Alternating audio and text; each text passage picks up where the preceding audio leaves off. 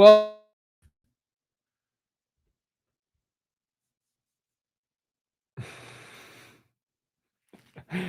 we can't hear our guy Johnny Venerable. He's got his mic muted. When he's wearing his mask, you can't see his mouth moving either. But it is a wild day as the quarterback carousel continues to turn. I am the pastronaut, as my costume has been ruined. It's been foiled by the Arizona Cardinals, but you're a space boy. yeah, this is the space show here for the Arizona Cardinals, pulling off the pre-deadline deal, Johnny Venerable. It's exciting. So now we know, we can basically all but confirm the Arizona Cardinals had interest in Joshua Dobbs this time yesterday. He had a trade market. Like, I know it was rough on Sunday against the Baltimore Ravens, but the Cardinals took full advantage. Like, there are teams out there, a la the Minnesota Vikings, that needed a quarterback. And Joshua Dobbs, like, say what you want about him, he's got more touchdowns than interceptions. He can move a little bit. And I think Minnesota feels like with their infrastructure and their team, listen, the Vikings are like 7th in the wild card standing. They need a quarterback. So at the end of the day, the Cardinals, they've swapped now 7th and 6th rounders. So the Cardinals go from having a 7th rounder, which they had multiple, to a 6th rounder, which they had none. And Joshua Dobbs goes to the Minnesota Vikings. So pour one out for the Dobb father. As Bo Brack said on Twitter, we hardly knew ye. He was traded to the Arizona Cardinals in late August. He's out of town roughly 2 months later. And again, like, there's a lot to dissect. What does this mean for Clayton Tune? What does this mean for Kyler Murray? But I think, at the end of the day, the Cardinals, they increased Joshua Dobbs' value, in my opinion. The Cardinals had a sense of urgency to deal for Dobbs in August. And yes, I know they gave up a 5th rounder, but to go through 8 weeks and to show people that what this guy can do, and then to be able to flip it for a 6th, it was not a waste. They got a win against Dallas. They look competent at times. Like, did he fall off? Absolutely. I would have said, Kyler Murray probably coming back in like early to mid-October. The minute that didn't happen, you knew, Bo Brock, you were on borrowed times with Joshua Dobbs being efficient as he was. And so the Cardinals made a move and they pivoted. Absolutely, Mandalorian, Boba Fett, whoever you may be. I think you can remove it. You just butchered that name so bad, and I'm just really embarrassed to be your partner. But yeah, please continue. Regardless, it was a mutually beneficial partnership between Joshua Dobbs and the Arizona Cardinals. When the Cardinals realized, and there's some irony to it, that Colt McCoy in a joint practice against the Minnesota Vikings wasn't going to be competitive at the quarterback position, kind of forcing their hand and looking at the trade market for quarterbacks, and they deal for a guy that you had sourced back in March that they were trying in negotiations for and couldn't get to the finish line with. At that point, they bring Dobbs in, familiarity with the Drew Petzing system over in Cleveland. He was his quarterback's coach all the way up until November, until he went to the Tennessee Titans in a late season move in 2022. But, Joshua Dobbs, what he was able to do, how he was able to kind of steady the ship there early on for the Cardinals and get them that win, as you mentioned, against the Dallas Cowboys, debunk everything that people were saying, that this was going to be a winless team. This was going to be a roster that couldn't be competitive. Joshua Dobbs played a big role in this team being competitive. At the time, Jonathan Gannon saying, playing winning football. And then that time subsided, right? I mean, as far as Joshua Dobbs playing that winning football, I think post San Francisco, maybe the second half of the Cincinnati Bengals, we didn't see that rock solid quarterback play that we had seen for a 3-game stretch. And it was a good job by Monty Ossenfort being able to kind of flip a guy in Joshua Dobbs. I mean, I don't know if you call it value, right? It's Joshua Dobbs and a conditional 7th for a 6th-round pick from the Minnesota Vikings after you flipped a 5th-round pick for Dobbs late summer. But look, the Cardinals are wheeling and dealing here, and now like the Dobbs chapter closes, and now you look forward to either a short chapter of Clayton Tune, the rookie, starting on Sunday, and then hopefully a longer chapter book, hopefully like a War and Peace type novel with Kyler Murray coming back lengthwise. Yes. Zona asking, do I agree with the trade? Yeah. At any point, if you would have asked me, do you trade Dobbs if you can get value? Yeah, the Cardinals got value. You can argue, like, was it enough? I think at the end of the day, they proved to other teams he could play. And this is also something, I see somebody in the chat say, I hope they left on good terms. The Cardinals gave Joshua Dobbs an opportunity no other team was going to give. And at the end of the day, if Kirk Cousins goes down and Dobbs is kind of lingering around, the Cleveland Browns, he's not traded today. He may or may not be playing for the Browns. The Cardinals said, we're going to give you a platform for 7 or 8 games to showcase what you can do. And at the very least, you're a very viable backup in the NFL, like 3 or 4 games. And we talked about this on yesterday's show. The ability for him to come to Arizona and play like 5 to 10 days later is something that intrigued and will benefit the Minnesota Vikings. Like, he's got experience, and we've seen it via his TikTok, Bo Brock, of doing this. And so again, like the Cardinals' reputation of being able to say, we've developed a guy, now we're going to pivot because our franchise quarterback is coming back, hopefully this weekend, probably next. Like, I don't know how people can be upset about this. Like, he literally gave you competent quarterback play for about half the time he was here. And then he fell off. And that's what happens when backups are exposed, and we wish him well. I would say, like, infrastructure, I don't know if it's better in Minnesota, but they certainly have, ascending skill players. Addison and Justin Jefferson are better than what the Cardinals have. Hawkinson is better than Trey McBride. So maybe they feel like they can supplement some talent. But the Vikings are very much trying to be relevant this year. They're not trading Daniel Hunter. So the Cardinals, to me, it's all about loading up the draft picks for next year. I would also say, like, I don't have this source or anything. Like, they could still make another move or two today. Yeah. There's time, right? There's about 90 minutes to make a deal before, the 4 p.m. Eastern, 1 o'clock local time, the buzzer goes off for the NFL trade deadline, and then no deals after that. But no, I mean, Blaine, I disagree, man. I mean, they got to win. They got to win over Dallas, that I don't think they necessarily get unless they make a change at quarterback. I as much as you want to be encouraged by the skill set that Clayton Tune showed off during training camp in the preseason, I don't think he's winning football games. Colt McCoy definitely isn't winning football games. No. The field, whoever else was available, wasn't going to win you a football game. Joshua Dobbs, I don't think you can deny that Joshua Dobbs played solid football for this Cardinals team for at least a 3-game stretch. Like, obviously sandwiched in between week 1, which was rough, and he was trying to fast track preparation and getting up to speed with this offense and with his new teammates after being dealt right before the beginning of the regular season. And then, Giants, you put up 20 in the first half. The next week, you're putting up 20 more points in the first half, 21 in the first half. And then, you get the win over the Cowboys. You go up against one of the best defenses in the league in San Francisco, and you probably have one of your best statistical performances of your career if you're Joshua Dobbs. And then, you turn back into that pumpkin after the clock strike midnight again for Dobbs. But you got what you needed to almost. You almost got there, right? For the most part, it doesn't seem like he's going to be the bridge all the way to Kyler Murray, but he took a significant chunk of that, and that's what the Cardinals needed from this guy. Well, and I posted this very ironically this morning. Dante Stills was a 6th rounder for this team, pick 213. He's their best defensive lineman right now. He's been a revelation from West Virginia. I mean, the Cardinals got back a 6th rounder today. Don't tell me this team isn't prioritizing emphasizing the NFL draft anymore. Like, Steve Keim was throwing draft picks away like candy last fall. And this is Monty Ossenford attempting to make up for the egregious trades, the Cody Ford-esque kind of trades that Keim spent last year. He's supplementing. And I think right now, if you're an Arizona Cardinal fan, number one, you're excited about the possibility of Kyler Murray playing, but even more so about the idea that this team is finally rebuilding and team building the correct way. Like, I see people in the chat asking, like, what other moves could they make? I don't see them trading for anybody if they're going to make a trade. I think the only rationale of doing another trade is a subtraction. We talked about, like, Dobbs being a possibility. Could you get a contender to overpay for Matt Prater?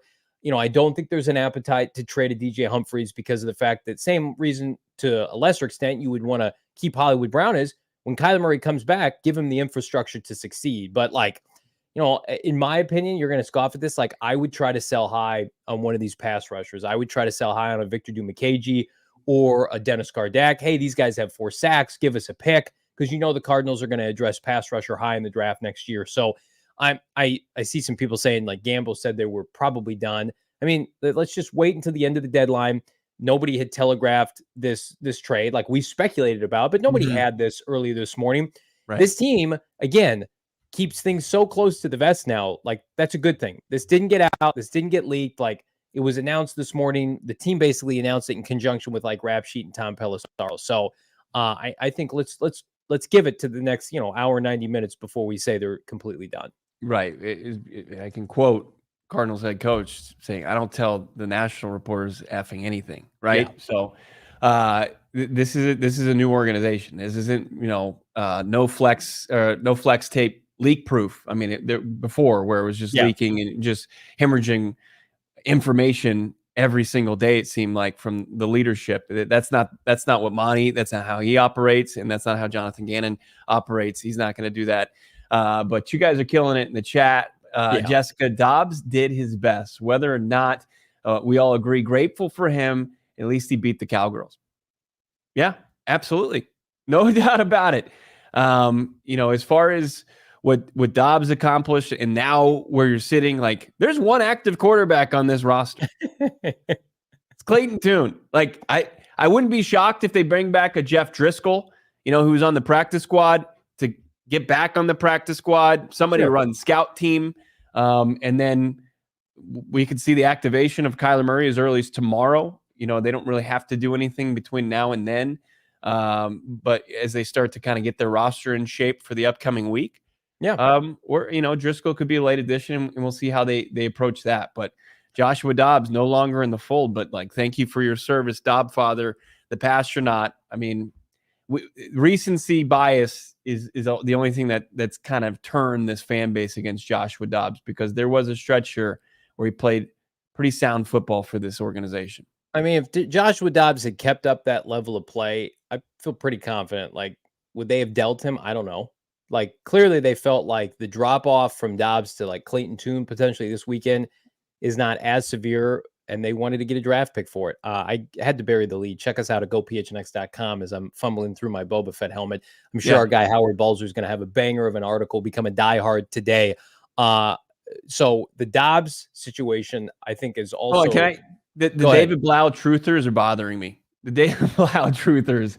Look, David Blau's not winning a football game with this team. David Blau is going up against fourth and fifth stringers in the preseason and was playing basically unscripted plays, backyard football, and won some preseason games and played admirably at the end of last season against some bad teams. But you look at David Blau, he's under 60% passing. Joshua Dobbs, with his inaccuracies, was at least around 62, 63%. David Blau is around 57% in his career. He's never won a football game as a starting quarterback in this league. He's 0-7. Like, he has more interceptions in his career. He has like 6 touchdowns to like almost 9 or 10 interceptions. Like, David Blau ain't it. Like, there's no reason to throw David Blau and like, oh, well, he could have won a football game. No, you couldn't have. He never had. Comparing like the best gas station sushi. Like, I'm not into that. Can we not do that for a second? Dylan Richards in the chat. You guys think that the trade happened after the game and they didn't bench him? They just knew he was getting traded. Yes. I don't know if it happened after the game, but it certainly happened before Gannon's press conference, or that they knew that they had a market that they could exploit to some degree. Dobbs, we talked about it yesterday. He got benched, but he really didn't get benched. They prepped him and prepared him to potentially be dealt, because there are multiple teams that needed a quarterback. Like, we've watched it with our eyes. He's gotten worse. Look at his statistics, though. He's at 63% completion, solid. And he's got more TDs than interceptions, solid. And he's got 3 rushing touchdowns. And like, the comparison to Blau or even somebody like Driskel, like Joshua Dobbs, you saw it, is insanely talented. I mean, he's an NFL quarterback on a roster with mobility. He's got a big arm. He just needs to rein it in with his accuracy. And I think also, like, the Cardinals' deficiencies on this team exposed him, and as people got more tape on him. But like, again, Hawkinson, Addison, Justin Jefferson, I mean, like, that, you're going to be able to eat a little bit if you're in Minnesota. And like, you have real tangible tape of this guy going into Santa Clara and throwing 3 touchdown passes. I'm going to call it 3 because Ertz and Zach Pascal dropped 2 in the end zone. He threw 3 touchdown passes against the Niners and did not turn the ball over. He smoked the Dallas Cowboys at State Farm Stadium for their only win this year. So I get it. He was bad these last couple of weeks. The Cardinals were also facing like supremely gifted defensive teams. So I'm happy for Joshua Dobbs. I'm happy that we got a chance to enjoy him here in the desert over the course of the 2 months, but kind of bury the lead now. Kyler Murray is going to be activated for this game on Sunday. Like, we have definitive proof now, like helmet on, shoulder pads on, running out of the tunnel, outside of like doing something stupid, bringing back Driskel and activating him, which I think would be egregious. Gannon even said yesterday, Bo, the plan is to activate him. Now we know, like, Kyler Murray, Clayton Tune are going to be your QB batteries on Sunday. What order will they be in is now the lingering question that is the only thing that matters, frankly. Your break glass in case of emergency Dobbs is no longer there. Your safety net is gone. You're jumping out of an airplane without a chute at this point.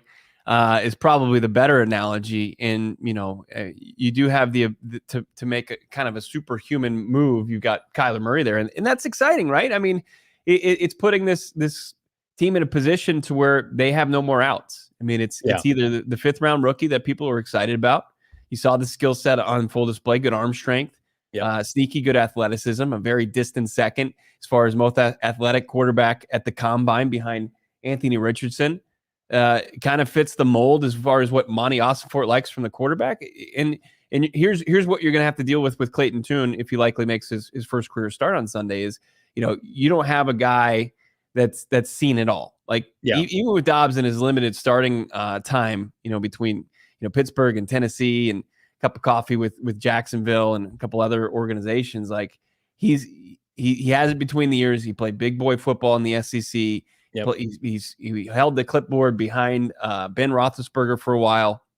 Like he had the benefit of playing big boy football, or at least being a backup and seeing others do it at a high level. Where Clayton Tune's been, he's just a couple months removed from playing against Rice. It's going to be a big jump, but at least now. And here's where I was very anti-Tune back in the summer because of some of those things I outlined. Now, like Brock Purdy, because everybody, like somebody did Clayton Tune the disservice this summer. I think it was Chris Sims of saying, hey, if there is a Brock Purdy in this 2023 draft class, I think it could be Clayton Tune, where Purdy had the benefit of sitting, preparing, practicing. Team. Yeah. So, obviously the team is going to make a big difference here. And that's the big old difference. But they're saying the same thing about that Baguette guy in Chicago. Like this past week after they beat the fraudulent Raiders, they were like, that dude, he could be another Purdy. And what happened? They just were unwatchable this past Sunday. Continue. Like, you can't throw the ball just 2 yards and let your playmakers make plays. They're going to make you throw the ball down the field. And I would not. This pass defense from Cleveland is no joke, man. I mean, they will shut you down. I think Geno Smith struggled against them last week. He targeted DK Metcalf like 14 times. He only completed like 5 passes. It is going to be a tough assignment for Clayton Tune. I mean, it's not the worst handling of a rookie quarterback. We've already seen that. That belongs to Steve Wilkes when they put Josh Rosen in the 4th quarter against the Bears defense that featured Khalil Mack. With I think 4 minutes left. That's going to be tough to beat. He's going to have at least the benefit of preparing and having Kyler Murray breathing down his neck. Do you think there's any scenario in which, because we talk about, like, people were upset yesterday to some degree because of how critical we were of the decision to play Clayton over Kyler Murray, and they looked at us like that was an indictment of Clayton Tune. It's not an indictment of Clayton Tune, but it's also, I don't think, very fair to ask a 5th round rookie on the worst statistical record-wise team in football to play the number 1 defense on the road in the NFL. Like, I think that's asking a lot. I think, to your point, like, if you would just take a 5,000-foot view and say, like, this is what they're doing, that's a very Steve Wilkes, Ken Wisenhunt type of decision, in my opinion. That's Ryan Lindley-esque. That's starting 7th round tackles, but it's only for 1 week. And we know that. Like, they're not turning this team over to Clayton Tune. They must feel comfortable enough with Drew Petzing and company's familiarity with Cleveland and everything that they do, that they can manage a game for 4 quarters with Clayton Tune. But I'm going to tell you right now, and we talked about this off air, Bo, like, this team, you're not on the verge of losing this team, but it could be very damning to the coaching staff for this team to watch Kyler Murray operate in practice this week and have a winnable game against PJ Walker on deck this weekend and to not play Kyler Murray. And we talked about it last week. So Kyler Murray got first-team reps last week. Well, who's getting the rest of those first-team reps? Oh, right. I'm sorry. Now the starting quarterback for the Minnesota Vikings, which means it's been scraps for Clayton Tune since the offseason, since the preseason, right? They brought Dobbs in. He's getting all the 1 reps. They bring Kyler Murray back. It's a little bit of Kyler, a little bit of Dobbs, right? Clayton Tune, it's not like Clayton Tune's been getting all these first-team reps. What's the problem? We good? Yeah, Chase Young just went to the 49ers reportedly. Yeah, that's not ideal. We don't like that. So Mid-round pick in 2024. So the Washington fire sale continues. They're just like big Hershey bars are being handed out tonight. Washington's handing out pass rushers. Nice of the Bears to really load up for a 2-6 finale here. Ryan Poles. Do I have Monty Ossenford or Ryan Poles today?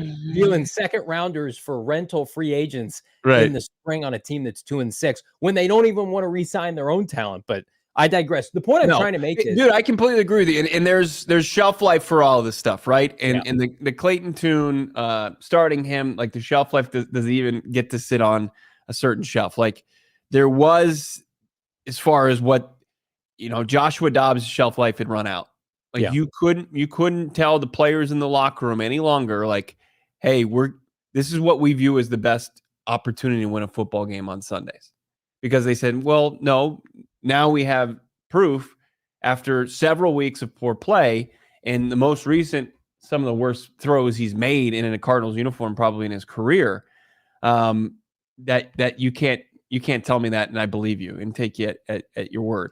So now it's like, okay, and Kyler Murray was breathing down his neck last week. Like Kyler Murray was, as we've said, like dominating practice, right? So Kyler Murray goes out there and is undeniable and dominates practice. Like, how do you tell your players, like, okay, we're going to send Clayton Tune out there, and we feel like that's our best chance to go in and beat PJ Walker and the Cleveland Browns, right? I need to pose something to you because you would be there right now if we weren't doing an emergency podcast, which everybody liked this video. Let's get this video to 300 likes for your boys.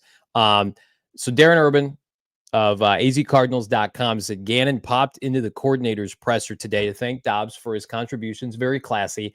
Then he also said this, which, come on, JG. He said the Cardinals are bringing in another quarterback. They're still sorting through some things, but this is the money quote. No one is committing to Kyler being active on Sunday. That's 24 hours after saying the plan is for Kyler Murray to be active on Sunday. So I wonder, again, you use this kind of as a crutch now. Hey, you know what? We don't want to feel tempted to make him active. We're going to give every opportunity to Clayton Tune. Man, that would be a tough sell for this fan base again. I know he wouldn't be playing hypothetically, and somebody asked in the chat earlier, like, what's the percentage he could see the field? I think 50-50 if he's the backup to Clayton Tune against the number one defense in the NFL. Like, come on, JG, what are we doing here? We're just is that his way to kind of spar back at people that said that Clayton Tune was the starter, even though they said it's either going to be Clayton or Kyler Murray? This whole thing is a little bit ridiculous now. Do you agree with that? Yeah, and it's under the guise of this smokescreen of competitive advantage, right? I mean, but it remains the goal of getting Kyler to week 10 potentially, right? And I think a lot of the stuff, like you have to take yesterday's comments after he made his statement about the decision it's either Kyler or Clayton Tune to open up his press conference, and then all the questions. I don't know if he just wasn't prepared as far as what his answers were going to be. Like, is he going to be active? Is Joshua Dobbs going to be the emergency quarterback? So you don't think he was prepared yesterday or Sunday? I'm sorry. I think both. I mean, I think Sunday was more a product of him saying Dobbs was going to be the starter to continue to keep Dobbs' stock up. And I'm sure they were ironing out the details with potential trade partners for Joshua Dobbs at that point yesterday. But as far as this little heel turn, I guess, saying they're going to be bringing in another quarterback, and I wouldn't be shocked if it's somebody with familiarity like Jeff Driskel, but no one committing to Kyler being active on Sunday. Like that just continues to be like the old dog and pony show that's going to go on Wednesday through Friday, and injury designations and practice participation and press conference quotes and all that stuff. Like they're going to try to gain some sort of advantage for it, because like I said yesterday, an organization, a team having to prepare for two quarterbacks and one being Kyler Murray it's tough. It's tough for an opposing team. I don't care if you're the top defense. I would say the chat is a little bit colorful as it relates to those comments from Gannon, and we'll continue to break that down. But I thought we kind of stepped away from the notion that Kyler Murray could be inactive one last time. I thought we were done with that. Being able to go through his cadence with the rest of his teammates. But I wonder, Bo, and this is like what we spent the large majority of the show yesterday talking about, the temptation for them to play him.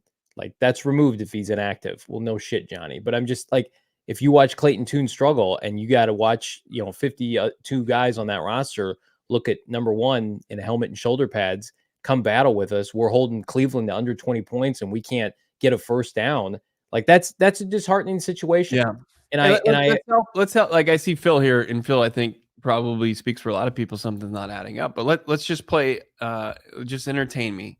And let's go with what's marry with the recent events of yesterday's press conference saying it's between Kyler, Clayton, and then the trade of Joshua Dobbs, to what we previously knew about this, right? Yeah. When do they want Kyler Murray to come back? Week 10. Right. Well, I mean, and there's more to that, and what you know about it. Yeah. I mean, they want him to debut at home, and they want him to debut against a team that they feel like is probably on their level talent-wise, because the Falcons aren't very good. Like, I know the Falcons have like 3 or 4 wins, but they're bad. They lost to Will Levis last week, and they've lost, Grady Jarrett, and that's a team that's going nowhere fast. The Cardinals can beat the Atlanta Falcons with Kyler Murray at full strength and ready to go. But like, the pushback I would say is like, Cleveland's defense is beatable this week with Kyler Murray. You can win this game with Kyler Murry. Like, the line this week is 7 with PJ Walker. If Kyler Murray plays, it's a field goal game. Like, I have that pretty well figured out with the folks in Vegas. It flips this to almost a field goal game in favor of Cleveland. But again, like, we have seen them be so staunchly committed to this timeline. Like, I'm not going to sit here and say that they're going to go away from it. I thought yesterday he was a little bit posturing to the point where you could say, is there some wiggle room here? Because I just couldn't wrap my brain around Kyler Murray being active, and he still could be on Sunday, and then deferring to Clayton Tune, because our big talking point was, and I put this up on Twitter, like, Clayton Tune, playing Rice and non-Power 5 schools, is not more equipped to play the Browns on Sunday than Kyler Murray coming off an ACL tear. He's just not. But if they remove the temptation from that, I don't want to be in a position, like, I'm not questioning anything Monty Ossenford is doing, because the man is cooking. This coaching staff, though, this quarterback situation, and I'll defend them, is so unprecedented that it has been tough to kind of know how to handle it, because Colt McCoy, Clayton Tune, Joshua Dobbs is gone. It's Tune. Kyler's active. He's not active. We're going to bring another quarterback in. It's gotten a little messy, and I'm sure they're looking forward to the point where they just don't have to answer those questions. But it looks like we're still a week away from that. So, and to your point, the competitive advantage thing, I don't know, man. Cleveland's shutting everybody down defensively. So whether it's Kyler or Clayton Tune or Jeff Driskel or whomever, like, I want to believe that this team knows exactly what they're doing handling this situation. So I'm gonna defer to them until I see otherwise. Like, I'm still hopeful that somehow number one's running out of the tunnel on Sunday. Just active. Yeah. Jeff Driskel active over Kyler Murray. That's a tough sell for those men in that locker room. Hey, we're going to go to war this weekend with Clayton Tune and Jeff Driskel. Kyler Murray is easily the best quarterback during practice. He's lighting people up during the private portions of practice. I'm just speculating. And he's not active this weekend because you guys have a plan. Well, like, what about my plan? If I'm Hollywood Brown, I'm trying to get paid, right? Mm-hmm. I'm burning, DB2s and safeties in Cleveland. You can't hit me in the middle of the field. Like, Trey McBride, give me an opportunity. I was cooking with Dobbs. Now he's gone. Like, don't discredit. Like, they got to be able to keep the engagement in the locker room. Like, poor Rondell Moore. Rondell Moore had 3 targets and he averaged like 5 yards of completion over the weekend. Like, right. That's tough. And there's no, like, I want to see Clayton Tune because he's not Joshua Dobbs, but like, we've been steadfast to the mindset, Bo. Clayton Tune is not better than Joshua Dobbs. He's just not. He's not getting traded. Joshua Dobbs is going to Minnesota to start for a team that's trying to make the playoffs. Clayton Tune's not better than Dobbs. He's just different for a week until Kyler Murray comes back. Yeah, and I don't know if you can tell, 53 guys plus practice squad players, just hold on. The plan's week 10. That's when he's coming back. That's a hard And sell for those guys. it is. It is. But if that's been the plan all along, and they say, hey, well, what about this? And look at how he looks in practice. The coach can lean on, like, look, I mean, there's certain things that we have to check here, and we haven't checked all of them. And one of the biggest one, kind of the overarching one, is this is when we wanted him to come back. This is most ideal. This puts this team overall, like this season and going forward, the Cardinals and Kyler Murray set up for the best success going forward. I think that's maybe the only thing that the crutch that they can kind of lean on. Yeah, I mean, it's a non-factor in a week, assuming that this team can rattle off some dubs while Kyler Murray's under center. Where it becomes a factor, like, again, this is completely hypothetical, but come January, you're in a position to take a quarterback in the top 2 or 3, and you chose to start Clayton Tune against PJ Walker, and Kyler Murray was ready to go, and maybe you lose this game, 17-10 because this defense is playing well. Like, that's a tough sell. That's a tough sell for everybody. I'll tell you what's not a tough sell, though, is our friends at BetMGM. So I'm going to tell you right now, the Cardinals line, keep an eye on it this week. It might be something you want to dabble on, because BetMGM, our friends at BetMGM, are home on away games at the sportsbook at the Great Lawn. They're going to hook you up. $10 bet. You're going to get $200 in instant additional winnings, regardless of your wager's outcome. New customers using that bonus code, you guessed it, PHNX. All you got to do is sign up, download the BetMGM Sportsbook app on Android or iOS, or visit them at betmgm.com. Sign up with that bonus code PHNX. $10 gets you $200 on the spot, regardless of the outcome of your wager. Again, Cardinals 7-point dog this week. You might want to sprinkle a little bit on the money line if a certain franchise quarterback is active. But regardless, if you're going to wager with our friends at BetMGM. Check out the show notes for full details. Now listen to our guy Shane Diefenbach talk about it in the disclaimer. Problem? Call 1-800-GAMBLER. Colorado, D.C., Illinois, Indiana, Kansas, Louisiana, Maryland, Mississippi, New Jersey, Nevada, Ohio, Pennsylvania, Tennessee, Virginia, West Virginia, Wyoming. Call 877-8-HOPE-NY or text HOPE-NY 467-369 New York. Call 1-800-327-5050 Massachusetts. 21 plus to wager. Please gamble responsibly. Call 1-800-NEXT-STEP Arizona. 1-800-BETS-OFF Iowa. 1-800-270-7117 for confidential help Michigan. 1-800-981-0023 Puerto Rico in partnership with Kansas Crossing Casino and Hotel. Visit BetMGM.com for terms and conditions. U.S. promotional offers not available in D.C., New York, or Ontario. Phoenix Suns are back on the hardwood November 2nd, this upcoming Thursday. They're going to be taking on Wemby in the San Antonio Spurs. It's great to hate the Spurs again. It really does. It makes me feel alive. Just like breaking down quarterback trades and the return of Kyler Murray potentially. But so does not really having to break the bank to watch Suns basketball anymore. I don't have to go, download an app. I don't have to, seek it out, play, high prices as far as cable television. All you need is some rabbit ears. That'll get you a signal, and that'll get you a Suns game. That's all you need. Arizona's Family, 3 TV, Arizona Family Sports, Channel 44. Suns are coming in hot. Of course, opening up the season 2-1. Got Kevin Durant holding things down as the rest of the big three try to get healthy. If you don't have Cox Cable, turn to Channel 13. And then you've got so many different options as far as if you're living in Flagstaff, Yuma, Tucson, Albuquerque. We're going as far as east as the Kirk.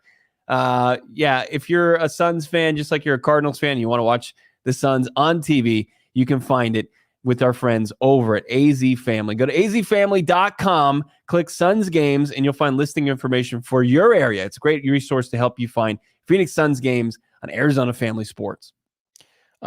So we kind of buried the lead a little bit. So the Cardinals now still have 12 picks in the 2024 NFL Draft, Brack, but they have moved up into a round they otherwise didn't have a pick in. So let's look at the Cardinals pick, shall we? It is a treasure trove of goodness, draft goodness, ahead of next April. 12 picks in total and counting. And we are projecting via overthecap.com a 4th round compensatory pick, the highest 4th rounder for Zach Allen. That's not going to change. The Cardinals, 2 1s, a 2nd, 3 3s, including one from Houston and Tennessee as they traded up for Will Levis. The Cardinals traded down, got B.J. Ojulari. 2 4s because the comp pick, they had 3 5s. They traded one for Joshua Dobbs. They still have 2 5s, one from Philadelphia from last year's debauchery with the tampering situation. Then, of course, a 6th-rounder today acquired from the Minnesota Vikings. The Cardinals went from 2 7s to 1. We do not have confirmation if it was their pick from the Giants or from the Browns. They got a pick back on Dobbs earlier this year. But regardless, 12 picks now, 1 in every single round and counting. Flippin' loaded with this team for this rebuild, Bo Brock. Yeah, they are. And, according to Gambo, saying that if Dobbs does play half of the remaining games, they even get that 7th-rounder back. So you could add, is it a 13th draft pick? Yep. My so, God. they basically get like everything in that situation. Love that. Couple of lottery tickets, and I don't think they're making 13 selections, but look, that's enough draft capital to expedite a rebuild. It really is, especially when you've got 6 picks in the first 3 rounds, those 3 third-rounders, the 2 first-rounders, and then sandwiched in between their nice little second-round pick. Wouldn't mind seeing that go maybe on a running back. I don't know. I'd love to see it, but we'll start to get into that draft season. Absolutely, Eris, it's loaded. It's a loaded, just full. Like not even like you're having to like really push the door closed on all the draft picks that you have for the upcoming 2024 draft. And it's going to start with your own pick at the top of the draft and where that falls to really start to figure out where you're going with this entire class. Well, they're poised now with Clayton Tune potentially starting this weekend to start or play 9 to 10 rookies on this team this year. Mm-hmm. Now that's a byproduct of this year.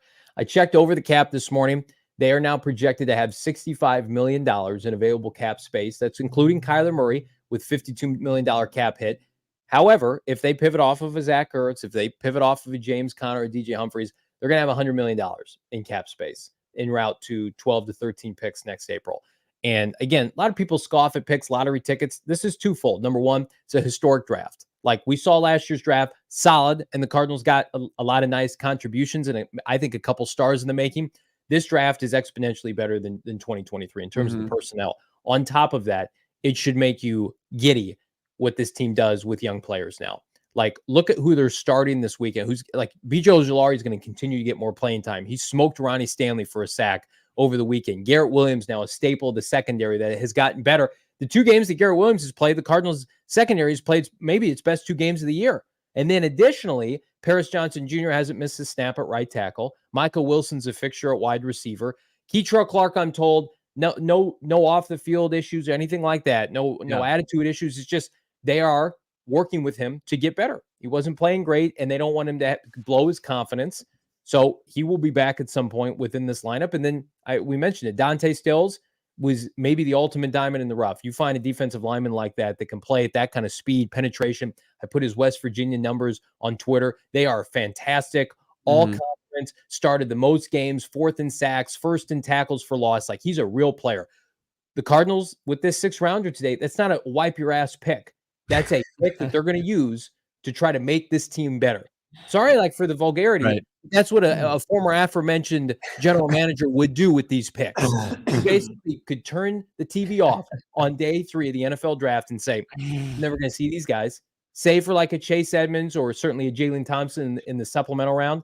Like, none of those other picks mattered. The Cardinals team is in a much better place because of Monty Ossenford. That goes without saying. And these picks, man, these picks are going to set this franchise up for sustained success.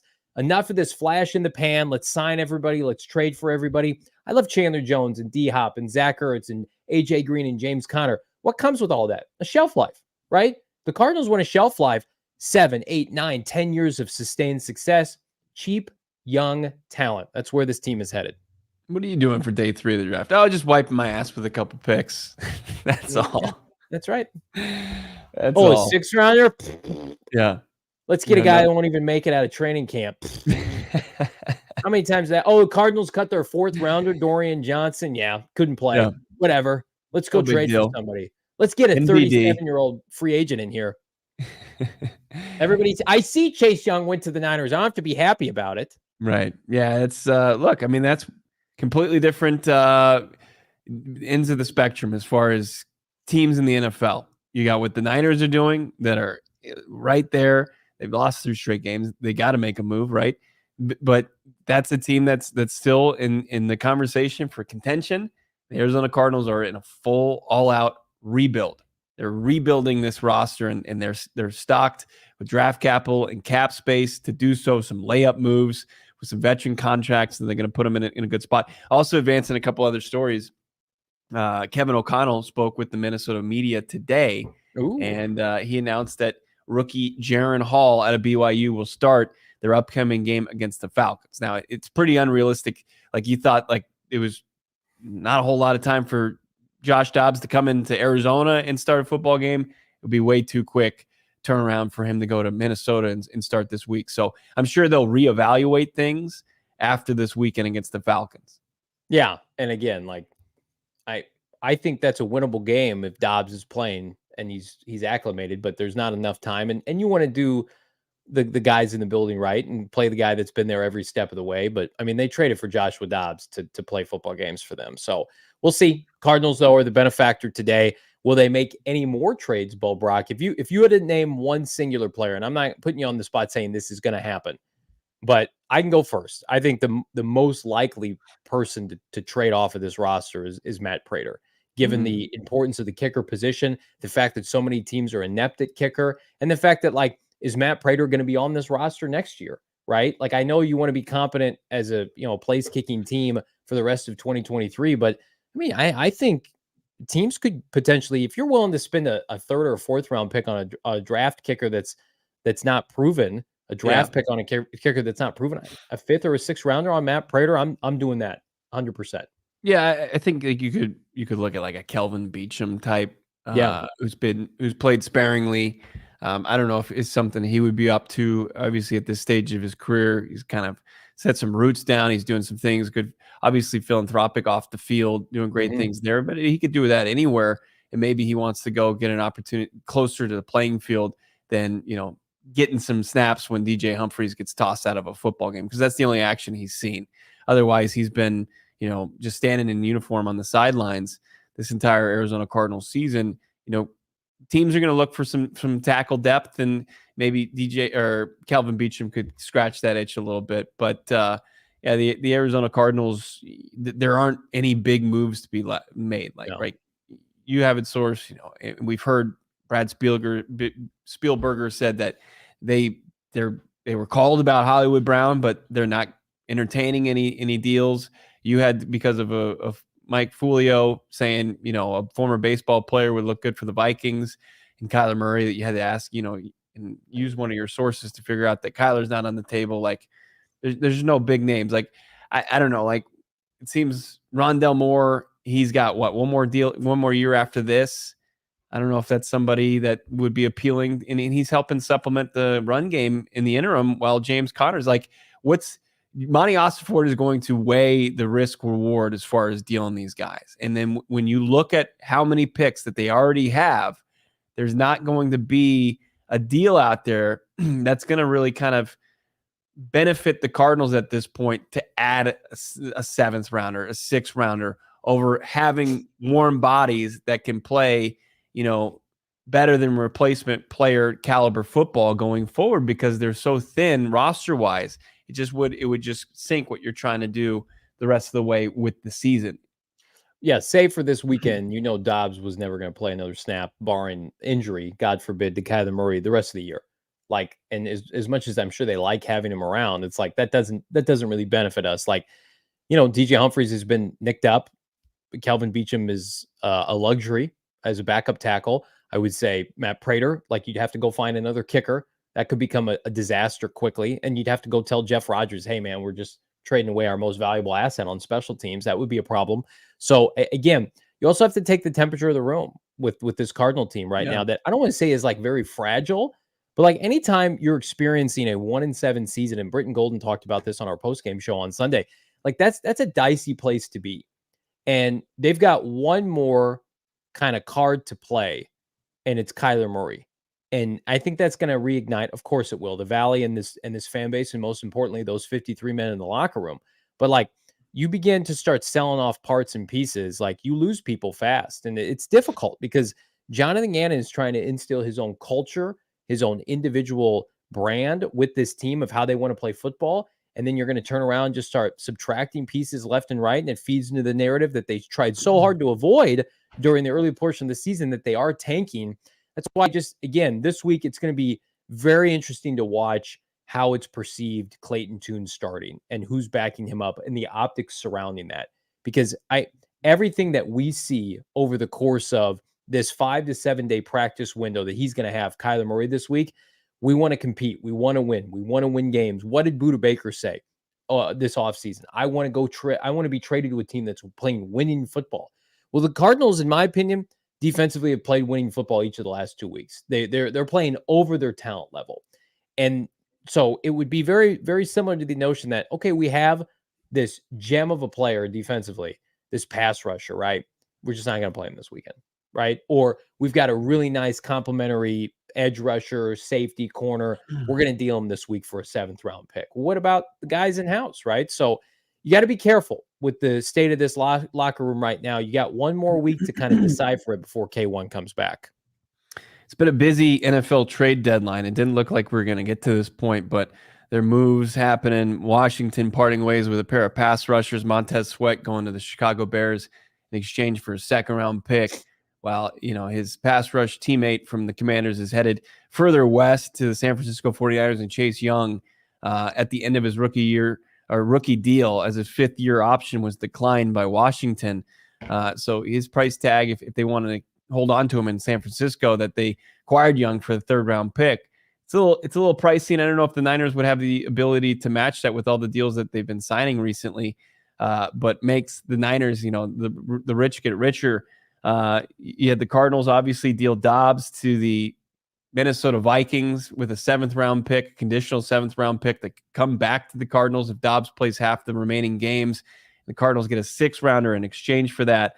But other than that, you've got a couple of deals that happened yesterday where you had, Street go to the Falcons from the Eagles. And there was a guard that was traded, I think, to the Jaguars today. They get a little interior help. So those are pretty much the big moves. Donovan Peoples-Jones is now going from the Browns to the Lions. Interesting. So the Cardinals won't have to face him, even though his time kind of ran out there in Cleveland. That might have been a move that I thought the Cardinals might have sniffed around. And if they ever were to opt to pivot off of Rondale Moore, Peoples-Jones, a former 7th rounder out of Michigan, he's a big player. And obviously he's got a familiarity with Drew Petzing and did some good things with Jacoby Brissett. But obviously they're going in a different direction. That tells me Cardinals are keeping Hollywood Brown. Obviously they like the receiving core, and they're like, we looked at all those picks, like another receiver's plus is going to come from that draft. Now, is it going to come from Ohio State in the form of a 1st overall pick or a 2nd overall pick? We'll see. But I think the Cardinals like their team. I know they like their team, but these kind of fringe moves for mid to late rounders, a team that's 1-7. I saw people tagging us yesterday, respectfully, like Chase Young and Montez Sweat are upgrades over what they have, but do not change the landscape of this team, for the remainder of 2023 and maybe hamper what you want to do. Montez Sweat and Chase Young are free agents next spring. The Cardinals, if they're not franchised by these teams, can go and sign them themselves. Yeah, I mean, it gives you the ability to exclusively negotiate with these guys between now and free agency, right? And if the Cardinals had flipped one of their 3rd round picks, they've got 3 of them. If you get a guy in Montez Sweat who's regarded as one of the best run stopping edge rushers, that's the type of move that it would make sense to me. Yeah. If you have the money to sign a guy that plays a premium position, plays at a high level, he's versatile, he's adaptable, he does everything that the defensive staff wants, right? And he's young, and as long as there's a really rock solid chance you get to keep him in house, that would be worth it to me.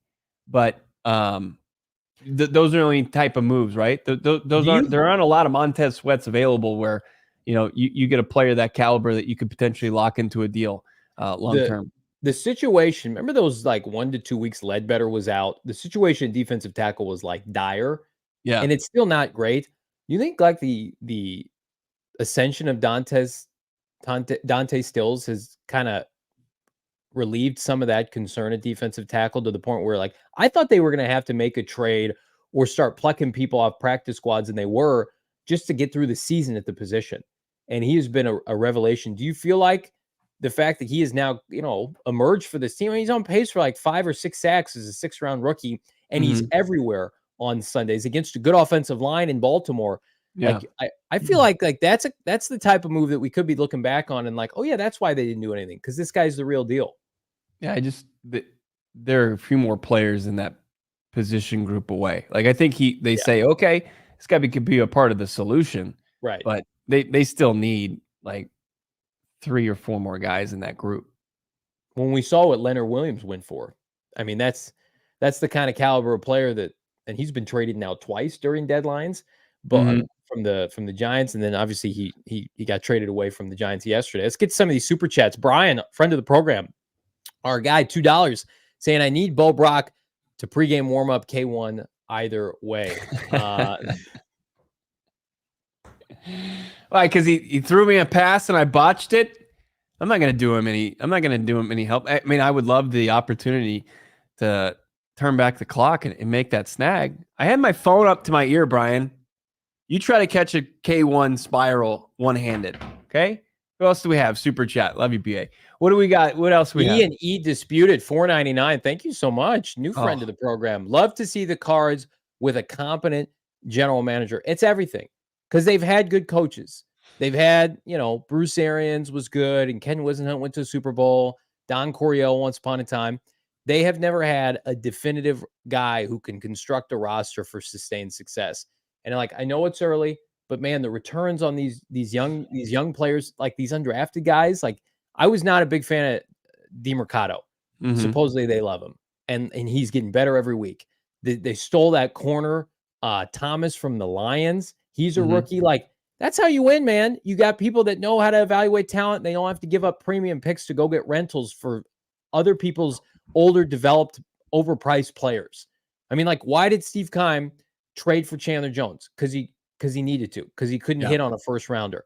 Why did he trade for DeAndre Hopkins? Because he was egregiously bad at drafting receivers. Like, those were great trades, but made your window smaller. Chandler Jones notwithstanding. Chandler was fantastic. But you get what I'm saying? Like, why'd they have to go trade for Trayvon Mullen last year? Because their cornerback situation was terrible. Cody Ford comes in at guard because they can't develop linemen. Like, that's what they're trying to change the mantra of. Like, the Niners today, and where it's different, obviously, is because they have been, and I hate saying this, John Lynch has been fantastic in the draft. George Kittle in the 5th round, Ufunga, Fred Warner. They can go out and splurge and get a Chase Young. Like, today is what you aspire to do.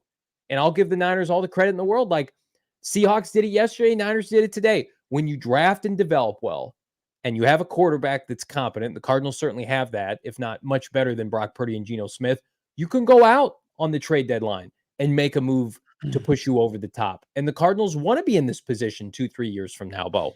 Yeah, I mean, Keim would make trades to, try to bolster a roster or fill a hole, where I think that, what Monty's doing is he's been just all over, through the draft, post-draft, with undrafted rookie free agents, to even when teams cut down from 90 to 53, he continued to keep an eye on some of those prospects and got a guy like Thomas. And they brought in El Manning, who didn't work out here, but they liked him in the pre-draft process.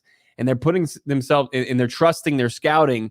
And they're like, hey, this guy can come in and play. Like, it's not a game changer, but it's starting to put together a roster of players that you trust, that can fit into your scheme and that can be serviceable and make plays for you in all 3 phases of football. And that's not what they had before. It's like Steve Keim is like, oh man, we drastically need a playmaker. So let me give up assets to get this, because that's the only way I can do it. Where Monty Ossenfort is wearing out every single resource he has. Like, he's found, he brought in Kazir White via free agency, didn't break the salary cap bank in doing so, and got you a starting off-ball linebacker, one that fits the direction of, modern day football, not, of yesteryear, where it's like, hey, I'm going to get a guy who's 6'5", doesn't run that fast, that he's going to look like, I don't know, who's a off ball, like he's going to look like Carlos Dansby, where that was great 10 years ago, but it's not necessarily good this day and age. He gets out in the draft and he gets a tackle for the first time. He gets an edge rusher. He's going to get a cornerback, and Garrett Williams, who's already showing in his 2 games that he's productive. And then the undrafted free agent part of it. So And then even after that, with the waiver claims, he's been productive. He found a quarterback for the team for 8 weeks, 5, 3 of those good. So Monty Osfort, there's an adult, making the decisions for the Arizona Cardinals now. And it's great. I see people obviously disgruntled about the fact that the Niners and the Seahawks are in a really good spot with the roster construction. But here's what I'll say. In my opinion, they're always going to have limitations because of who's pulling the trigger at quarterback. And the Niners could get to the Super Bowl this year. I think that's more of an indictment of the NFC. But they're not special at quarterback. The Cardinals, hopefully with Kyler Murray, will remain special at quarterback, or they'll be in a position to add a special quarterback with the top 2 picks of the draft. The Niners and the Seahawks, I think, will have sustained success because of who runs those organizations, but they're not going to be. I mean, there's a reason Kyle Shanahan traded 3 first-rounders for Trey Lance, because at the end of the day, you can't, when Patrick Mahomes and Josh Allen and Justin Herbert and Kyler Murray once upon a time are humming, you need a game changer at quarterback. And so that will be the Cardinals' trump card. And they know that. Austin Ford and Gannon privately know, with Kyler Murray back in the fold next year, even with a rebuilding roster on the fly, this is a playoff team. This is a 9 to 10 win team. People can scoff at that. They have 3 or 4 wins right now if Kyler Murray plays. And we're all projecting they're going to have 3 or 4 or 5 in the second half this year with their schedule on this team that has no business competing this year. And you're going to add a Marvin Harrison Jr. or a Joe Alt or multiple and a first-round defensive tackle, first-round corner. You're going to spend all this money in free agency. This roster, in the best possible way, is going to look unrecognizable to what it was 18 months ago. And that's a great place to be. And, today I think offered a little bit more clarity as to we're going to do right by Joshua Dobbs. We're going to get more picks, or at least a better pick. And we are gearing up for number 1 to come back and lead us in the second half. So I think, we're frustrated by this situation. I don't know, frustrated, but kind of dumbfounded with this Clayton Tune situation. We're in the end game now. There's 6 more days of this. And even if they're projected to be 1-8 after this weekend, it's going to feel like a new season on Monday. It really is. Yeah, it is. It is. And there's going to be new hope, and you're going to see everything all the hard work that Monty Osfort, rolled his sleeves up to do. Mm-hmm. And you're going to say, okay, I see it now. I see the direction that you're taking us.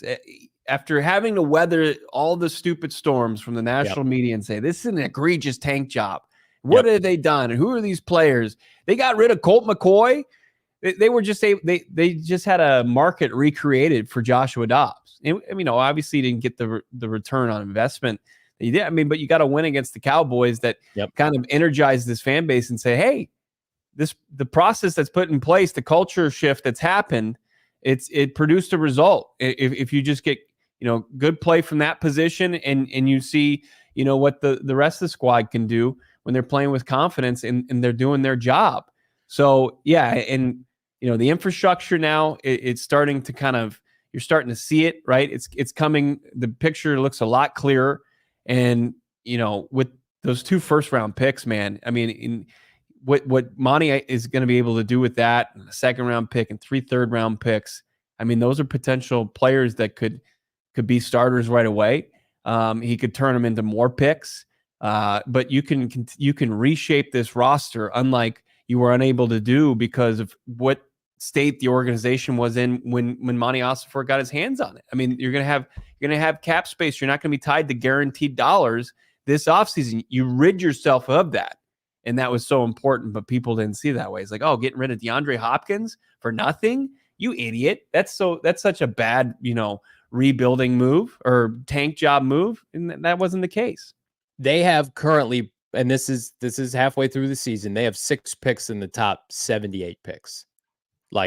Houston picks 78, Tennessee picks 77, Arizona picks 65, and then, of course, the coup de grace, 33, 12, and number 1 overall. I mean, those are, as we've seen with this team, it wasn't always the case under Steve Keim. That's 6 guys that should be starters at some point in 2024. And there's only 22 guys that can start for this team, roughly, 22 plus an additional 4 to 5 for interchangeable depth players at corner and pass rusher, whatever. There's 6 guys right now that can come in and fill needs. They're not all going to hit, but just hypothetically, here's a new left tackle for Kyler Murray. Here's a new number one receiver. Here's a new number one corner, right? Here's an edge rusher to pair with Zaven Collins and BJ Ojulari, right? Here's a new defensive tackle to go alongside Dante Stills. And you just start to layer. This team, again, is in a position to have sustained success for the first time in franchise history. I love Bruce Arians. He's, I think, next to Don Coryell, he's certainly the greatest coach in Arizona Cardinal football history. He's right there with Coryell, greatest Cardinal coach. But that lasted too short because the coach was older, and more, I think, fairly, like the quarterback was older. Carson Palmer had a shelf life, right? Fitzgerald was in, the older years of his career. You're making moves for the now, which I appreciate, and Chandler Jones, but I mean, Wisenhunt, Kurt Warner, flash in the pan. We thought we had some momentum with Cliff Kingsbury and Kyler Murray. It ended up being fool's gold, especially because of what Steve Keim was doing behind the scenes. This is your first real chance with hopefully Kyler Murray. But if it's not Kyler Murray, it's going to be Caleb Williams or Drake May. It's going to be one of three guys that's leading this franchise. And hopefully it's Kyler Murray into 2024 and beyond with a roster that you don't have to look over your shoulder and say, like, it's weird. Christian Kirk looks like he has some ability, but we might be playing him out of position. And by the time he pops for us, he's going to go get paid by somebody else. Instead of playing him early at the right position at slot receiver and paying him instead of $20 million, maybe you get him on a contract extension that's paying him $12 million. And he's kicking ass and taking names for the Jaguars. Maybe you play Zach Allen and Byron Murphy a lot early on to determine if they are going to be part of your future or not. Like, those days are over. We're going to have a really good idea what Paris Johnson Jr. is in about 18 months en route to an extension. Same thing with Michael Wilson and Garrett Williams and BJ Ojulari and Dante Stills. Like, that to me, one of the most disheartening factors of being a Cardinal fan under Steve Keim was even when he hit on a guy and they showed promise, they'd leave because they didn't get the development they needed under Cliff Kingsbury and Vance Joseph. That's over. This team, and I can tell you this definitively, I've sourced this, they have no appetite for playing old players, especially old players that make money. Like, they liked Kayvon Wallace. He was not helping them. That's why they moved off of him. They're going to give younger players an opportunity. And when they saw, obviously with Isaiah Simmons, there was nothing they could do, right? There was a decision that was looming. They declined the fifth-year option, didn't buy into what they were doing, and couldn't play the spot that they envisioned him playing that was, best set for his skill set. Still, it hasn't bit them in the ass. Go check out Isaiah Simmons' stats for this season. He hasn't done anything, right? No. As far as when they saw, okay, what's up next? Oh, there's a first-round pick here that was playing out of position. Let's try to save this guy's career. Let's give him a shot with us, Zaven Collins. Let's put him in a position that's going to fit his skill set the best, and giving him an opportunity to be successful here. We can really utilize the remainder of his rookie contract if we do this. And so far it's paid off, right? I mean, Zaven Collins has been making a play each and every game for this team, if not a couple, in a very, packed rotation. Improving. He really is. And I think he's making a case for, come next May, if for picking up a fifth-year option because he's playing a premium position now, a position that they value. And they say, okay, it makes sense to pay this guy over $12 million a season to get this type of just production from, where necessarily that wasn't the case. Like, oh, you're going to pay him $12 million to play off-ball linebacker? That was the total number from Kazir White's contract that he signed this offseason for multiple years. Like, Zaven Collins is probably going to end up with 7, 8, 9 sacks as a first-time pass rusher, and they're going to bank on him improving on that next year with, think about this with Zaven Collins too. Respectfully, look at the supporting cast around him, and he's doing that. He's bought in the schemes, the schematics. Like, our guy Baldy breaks it down every week on Baldy Breakdowns on our show and then on his Twitter. The Cardinals are very advanced schematically with what they do with their looks defensively, especially in their front seven. I'm giving a lot of love to Stills this morning. A big part of his development is what Nick Rallis and Jonathan Gannon are doing. And that should make you feel good as an Arizona Cardinal fan. It should also make you feel good as a Cardinal fan that you've got Gila River Resorts and Casinos here in the Valley, because, baby, there is no better place during home games to watch this team. We were out Gila River Wild Horse Pass over the course of the weekend on Sunday for game day. I'm going to tell you what, their Top Golf is fantastic. Their sports book is chef's kiss. It's on par with all those sports books you can get about 4 hours north of here. Fantastic. And again, huge fan of what they do. One of our favorite new partners. We're excited to partner with Gila River Resorts and Casinos, Arizona's biggest and best Resorts and Casinos. Without a doubt, they've got a ton of stuff to help make you some cash. Play fun, free games online for a chance to win up to $1 million. Hell yes. They've also got monthly drawings. They've got one coming up here next week, November 5th and December 3rd for Cardinal game tickets, memorabilia. They've got free bonus play prop cards for select football games. And again, went up to 100 grand in cash, 21 and over only. Visit GilaMillionDollarShowdown.com to get in on the action today. For more information, Gila River Resorts and Casinos. Check us out, Wild Horse Pass, every single home game moving forward. We want to see you out there for Kyler Murray's debut, which is what we think is going to happen week 10 against the Atlanta Falcons. Come hang out. We're going to have a blast. Gila.com. If it's not Kyler, it's a 5th-round rookie starting on Sunday, maybe to ease the pain, the growing pains of a rookie quarterback facing a good defense is OGs.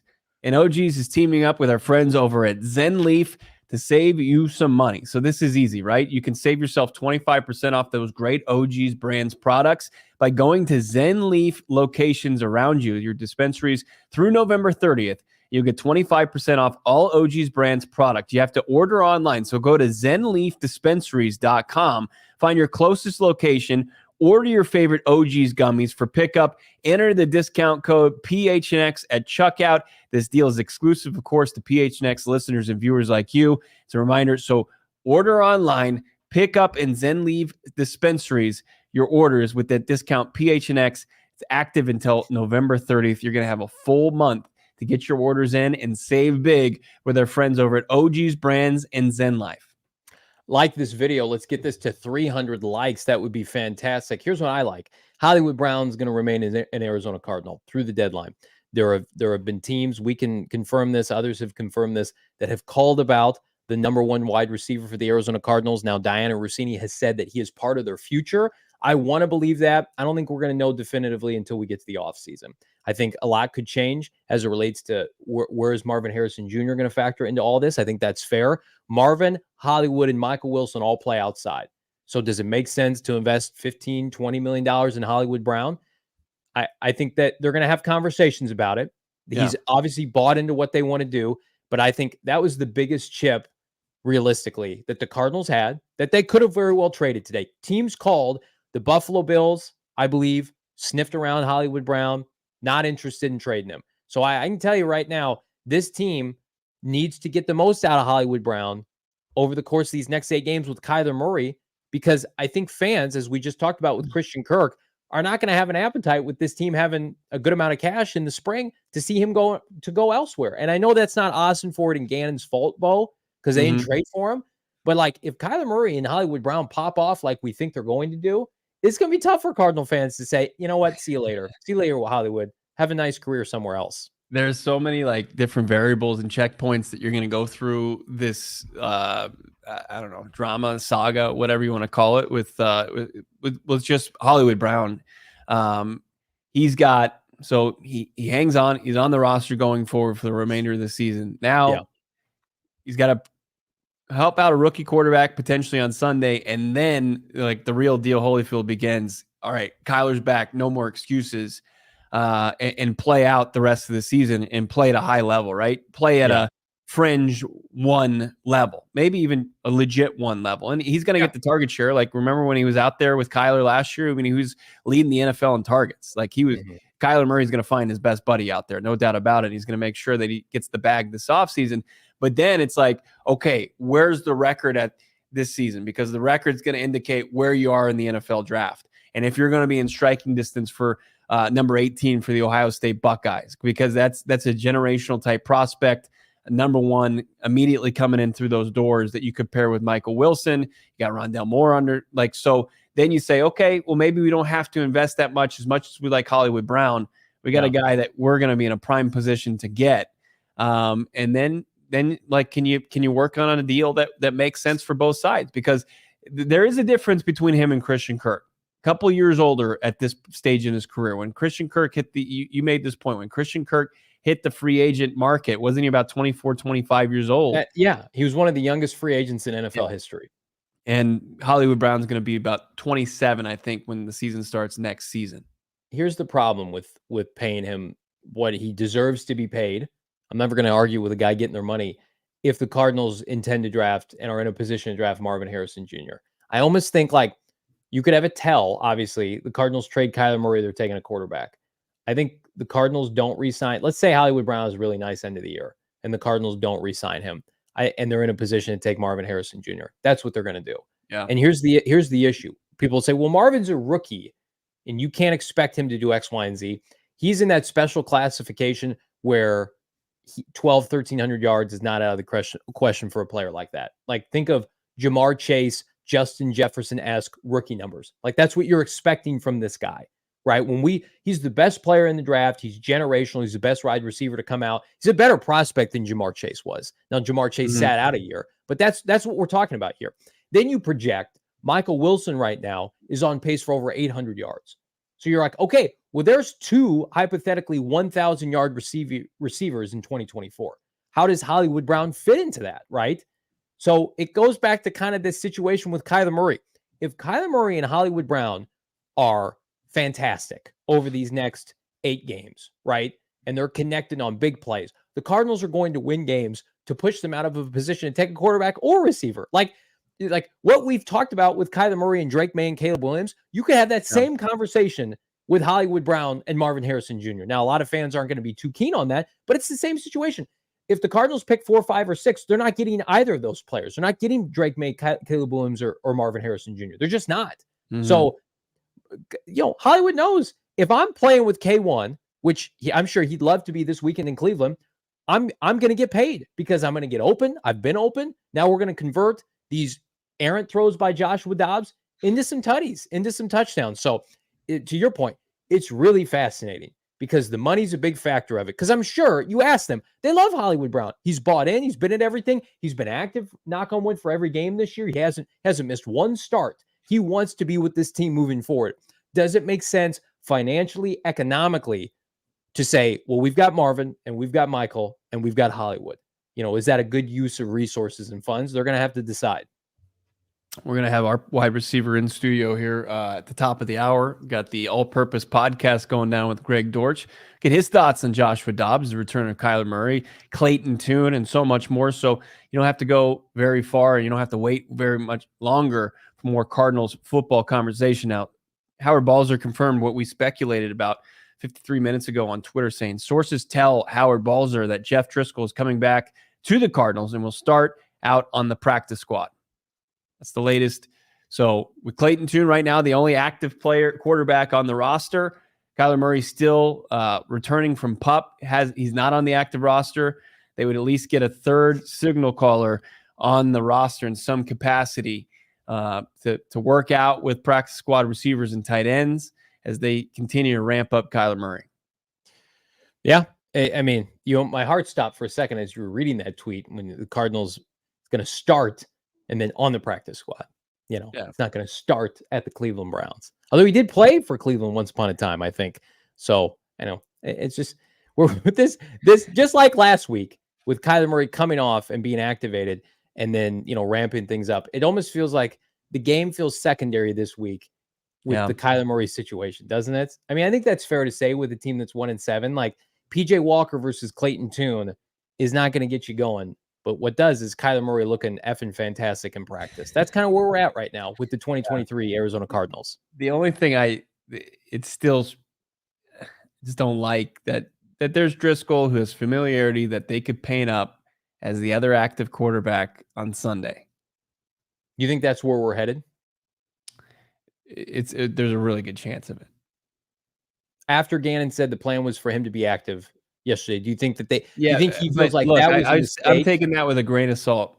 I mean, you think he just lied to everybody, or do you think he just no? I don't think he lied. I just don't think he took in consideration some of the questions that he was going to have to answer yesterday. And as far as roster moves and what Kyler Murray's status is currently, what's going to be, what it's going to be on game day, I think he really was like, okay, I'm going to tell him we're ramping up Kyler. It's going to be if it's not Kyler, it's Clayton Tune, and really didn't think it out much further than that. But he goes, the plan is for Kyler to be active on Sunday. That's not happening now.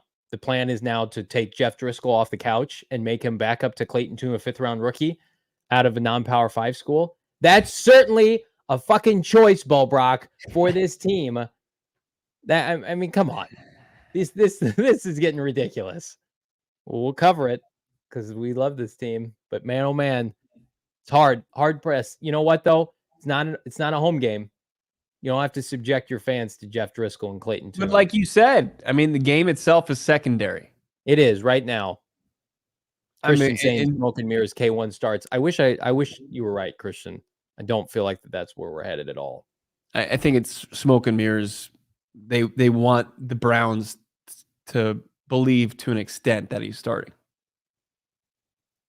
There's also like the factor, and we didn't talk about this. I know we're like super long today, but like Dobbs gives you a better chance to win at Cleveland, and you traded Dobbs away for a pick swap over Clayton Tune. I thought we were on the same page. Have you seen this pass rush, the secondary? But I think Dobbs' mobility probably would lend itself a little bit better than Tune's. Yeah, I know Tune can move a little bit. I mean, you knew what you're getting from Dobbs, and it wasn't winning football. Sure. No, it's just like, okay, let's just see if we can catch lightning in a bottle from a guy who, fifth round rookie at a Houston. Let's just see if that's possible. I mean, obviously that's a very low percentage, but we know what this is. It's a commodity that we know about, and then we can't do that again. We can't do that another week. Can't do it a 9th straight week. Thank you for your service. You did well early on. You had a 3-game stretch that was fantastic, right? The Pastronaut was operating at a very high level and then fell off. And they couldn't get their team confident in that quarterback play any longer. So they're just going to do something different. And they don't have to do it for multiple weeks. They just have to get through this week. So Coney saying dressing Kyler, not playing him is like bringing a knife to a gunfight. Knowing you have the smoke, pull your piece. Certainly one way to put it. Coney, here's what I will say. It's a tough, this is what we argued for the entire show yesterday. So it's like I'm putting my foot in my mouth because I argued against it yesterday, and now they're kind of going with our logic. It's a tough look to have Kyler Murray active on Sunday, sitting behind Clayton Tune and not playing. Right. So like I think they'd like a mulligan to be able to say like, hey, Dobbs and Tune's going to start. Dobbs is going to back him up, and then trade Josh Dobbs, and then Jeff Driskel is going to come in and back up Clayton Tune. But to your point, they want the mystery surrounding K1. It's like you can't have your cake and eat it too, Cardinals. But you can have that at gophnx.com with our many talented writers, including PHNX Cardinals beat reporter Howard Balzer. I'm sure is going to drop a banger of an article upcoming about this entire batshit crazy trade deadline. In the meantime, become a diehard, get 20% off all future events, get 20% off the merchandise locker. And speaking of the locker, pick up a free touchdown or hat or any shirt or hat combination you want. Pick hat or shirt for every year you're signed up to be a diehard member. I'm sure the Cardinal Discord is off the chain right now. It's the number one place to be if you're a Valley sports fan is gophnx.com. Become a diehard today. You will not be sorry about that. You did like this video. Let's get this to 300 likes. It helps share this video. Leave a comment too down below. Tell us again, Dobbs is gone. In your opinion now, what do you think? Not what you want, but what do you think the Cardinals are going to do at quarterback on Sunday? Leave a comment below. Yeah. Tell us what you think. Not what your heart's telling you. You want to see the return of K1. We all want to see that. But what are we maintain week 10 is the date for Kyler. Oh, Boba Fett's coming back out. Got his rangefinder out. Can I find a quarterback this weekend? I need a bounty on somebody not named Jeff Driskel. We'll see if it happens. I love when you go full Star Wars nerd. Also, got to tell you that you got to check out the Suns gear right now in the PHNX locker as well. As the Suns season is in full swing, they got a big game against Wemby and the Spurs on Thursday. Don't miss out on that. But get your PHNX Suns locker gear now, phnxlocker.com, and rep it when they have their PHNX watch party on November 17th against the Utah Jazz. Can't wait for that. Topic 64 getting in the chat on an emergency. Oh, yeah. Chat, cornerback Jalen Johnson from the Bears is available. Now, there's a couple conflicting reports out there saying that Jalen Johnson is expected to stay in Chicago, and the 49ers were stiffing around that corner, and that's one of the deals I hope that they don't pull off here in the next under 30 minutes to go as far as the deadline. Packers DB Rasul Douglas to the Buffalo Bills. That's interesting. Former Cardinals great, right? He made the play on AJ Green. Really kind of torpedoed the Cardinals season that year was Rasul Douglas. Never rebounded from that. We're going to rebound, though. The All-Purpose Podcast, Brack. I am fired up to watch. Greg Dortch, I'm sure he'll have some takes as it relates to who should be playing and starting. He was a big Clayton Tune fan, though, if we remember our first All-Purpose Podcast after the red and white. I think he'll have full confidence in the 5th-round rookie. Yeah, I mean, he had confidence in all obviously in all three of these quarterbacks. He loves Kyler Murray, he's boys with him, and then he's kind of been the primary target for Clayton Tune since they started working together back in training camp. So he's got a lot of experience with all three quarterbacks. Give Vikings fans some insight on who Joshua Dobbs is as the quarterback beyond what we just told you for the last hour and a half. But yeah, I can't wait to hear Greg Dortch's thoughts on it. The wheeling and dealing, being a player on a roster at a trade deadline, it's got to be an uneasy feeling, but we'll get all the insight from Dortch and see where he is physically because he missed last game because of his ankle injury. You're going to sign us off today. It has been a banner day. PHNX Cardinals trade deadline show. Joshua Dobbs traded to the Minnesota Vikings. What's going to happen? Mañana, it's Halloween. Stay safe, everybody. Stay tuned for the All-Purpose Podcast. Brack, Saul Bookman, and Greg Dortch. We've got you on tap for everything you need. Arizona Cardinal, Valley Sports. By the farewell to the astronaut man himself, Joshua Dobbs. Goodbye, my friend. Have a wonderful journey to the moon. In the meantime, like and subscribe. Leave us a 5-star wherever you get your programming. We're back tomorrow. Take care. We all silly like the mayor.